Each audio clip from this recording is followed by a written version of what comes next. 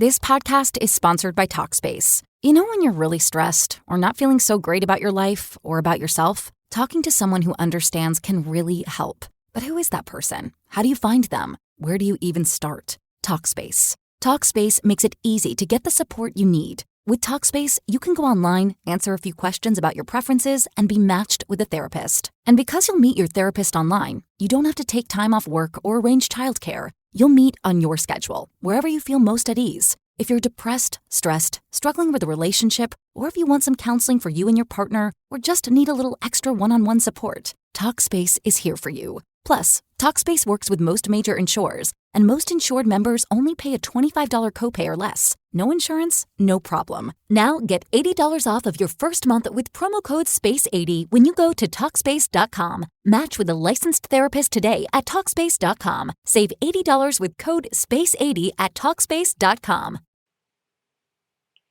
Hello, beautiful souls, and welcome to my podcast, Mindful Drinking for Women, which is about exactly what it sounds like. I help women get unobsessed with drinking alcohol by getting really honest with themselves about why they are over drinking in the first place, and also to replace harmful drinking habits with empowered mindfulness, which includes the ability to drink less or to choose no drinking at all.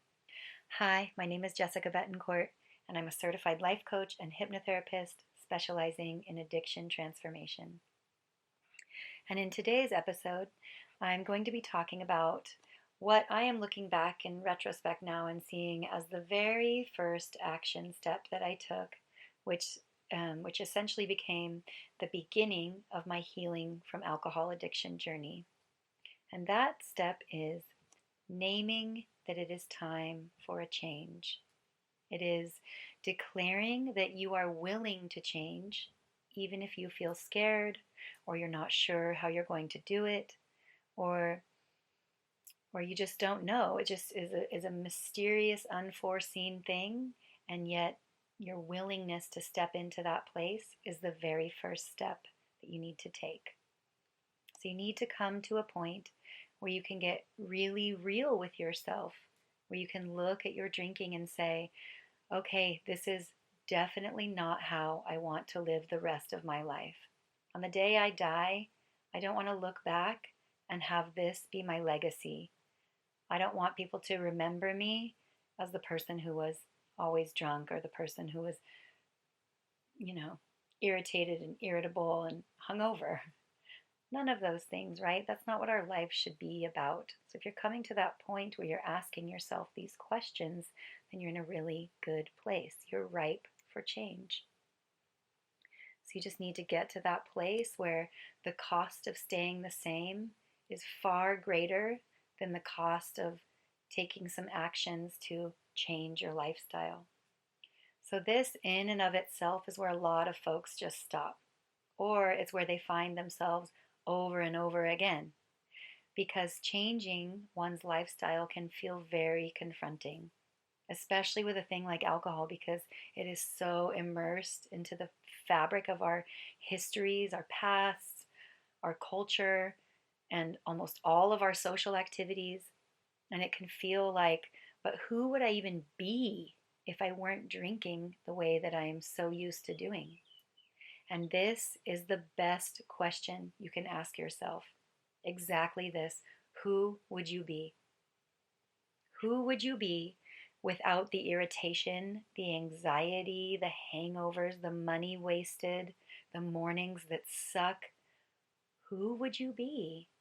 And what would be possible for you? And what could you do?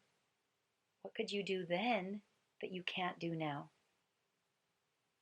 And what feels scary here is that the question, who would I be, implies that you would need to become someone else to be able to live without an alcohol addiction. And this is exactly right. You need to become someone else. You need to become a better, brighter version of yourself. You still get to be you, but a you that is not a vibrational match for the habits of drinking to the point of self-harm.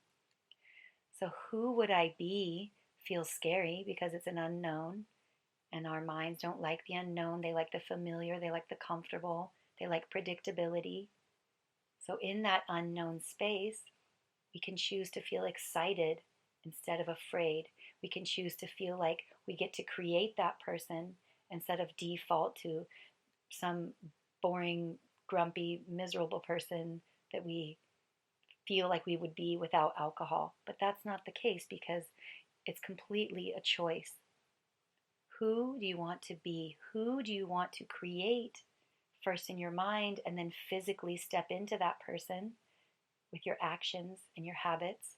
Have that person become the experience that you're living your life by instead of the person from the past that you keep recreating by doing the same thing over and over again. So this is the split decision. Making this decision becomes the gateway for all the rest of the goodness that comes on the heels of just making this decision that it is in fact time to change. This decision that honestly, if you look at your habits, they look more like self-harm than recreation. And I know it feels fearful because we've attached so much significance to drinking, and we believe that it bonds us with others and it symbolizes relaxation and luxury and freedom and company and this whole other myriad of other things that truthfully would and do all stand on their own, completely independent of alcohol. Luxury exists without alcohol. Freedom exists without alcohol. Just our experiences are so saturated and intertwined with drinking that it's hard to see them as separate, but in fact, they are. And all of the feelings that you tell yourself that alcohol gives you are readily available to you without alcohol. But it can be hard to see that when we have beer goggles on, or wine glasses, or whiskey spectacles. And alcohol has just been in your life for so long that you forget what life was like without it. But look at kids. They're stoked, for the most part, just being alive. And you are also that way. You can also be that way again because your body and brain have cellular memory of existing with that type of freedom when you didn't even know what alcohol really was. Your mind and your body are actually confused, not working together, disjointed, confused because the stream and influx of alcohol is so consistent, and your mind and your body are striving to work in harmony with the higher laws of the universe. But the intake of alcohol actually disconnects us from connecting with universal source. It's very hard to feel universal source, universal love and divinity moving through you when we intentionally disconnect. And I will admit, even though I am still moderately consuming alcohol, albeit in smaller and smaller amounts, when you're drinking, you're disconnecting not only from the aspects of life that you don't want to pay attention to, but also to the universal intelligence that is always trying to get your attention. Tuning out is tuning out, and you don't get to be selective about it. So I remember even a few years ago when I was still marinated in wine every night, and my kids were laughing and rolling around on the floor and asking me to come down and wrestle with them, and I didn't want to because I didn't want my wine glass to get knocked over. And their loud laughing and shrieking actually felt very irritating and annoying to me. And I remember having the thought, why don't I want to get down there with them? Why don't I feel like playing with them? Why do I feel like they're bothering me? And this, at the time it wasn't that sad of a thought, but I look back now like that was a sad thought to have. And many of us have many and many of these kinds of experiences all over the place. When we don't feel like joining in some way, we feel like just checking out and going withdrawn. But really what that's doing is extracting us from lives that we ought to be living, lives that we could be living. So I wish I'd felt like playing with them, but I was more interested in my drink. And how many times I've done that in how many different ways, I couldn't even count. But noticing these types of incidents in your own life where you are actually just disengaging, where you are opting out not only of feeling pain but also limiting yourself and participating in joy, can help bring you to the point where you cross the threshold of getting so honest with yourself that it's time to make some changes. And not only changing the way you're thinking about drinking, but actually having the experience of shifting into an upgraded lifestyle, non dependent on alcohol. Some other fears that I hear are I will be bored without drinking. And this also comes from the fact that alcohol has played a major role in your life for so long, and you have become desensitized to the simple beauty and pleasures of everyday life. Again, when you were younger, were you ever riding your bike or jumping on a trampoline and wishing that you had a glass of alcohol to go with it? Or have you ever looked at a sunset and thought, if only I were drunk right now, this would be so beautiful? No, I doubt that that is the case. And other aspects of your life are no different. So subtlety and simplicity have simply become tainted because of the emphasis that you have put on prioritizing drinking. But I promise you that that is all still there. And once you start living again with less and less or even no alcohol, all of that magic returns. But it's not like it ever left, it's just like you can see it again. So who are you if you're not drinking? Or when you're not drinking, or when you begin drinking less and less and less? You're yourself.